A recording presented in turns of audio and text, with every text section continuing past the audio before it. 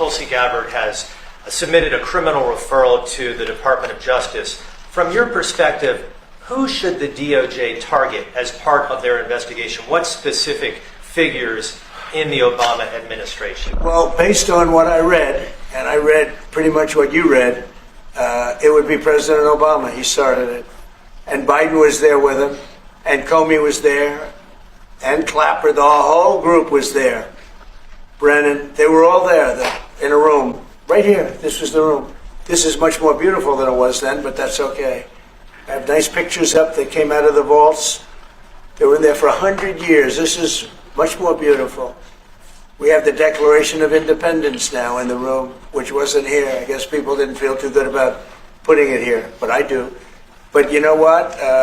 If you look at those papers, they have them stone cold, and it was President Obama. It wasn't lots of people all over the place. It was them too. But the leader of the gang was President Obama, Barack Hussein Obama. Have you heard of him?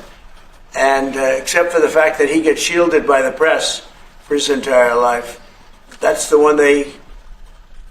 Look, he's guilty. It's not a question. You know, I like to say, let's give it time. It's there. He's guilty. This was treason. This was every word you can think of. They tried to steal the election. They tried to obfuscate the election. They did things that nobody's ever even imagined, even in other countries. You've seen some pretty rough countries. This man has seen some pretty rough countries, but you've never seen anything like it. And we have all of the documents. And from what Tulsi told me, she's got thousands of additional documents coming. So President Obama, it was his concept, his idea, but he also got it from crooked Hillary Clinton. Crooked is a $3 bill.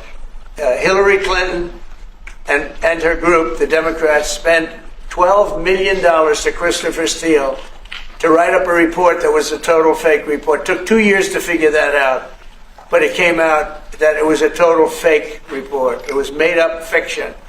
And they used that. Now, the one thing they weren't able to do was and probably the only thing I respect about the press in years is the press refused to write it before the election.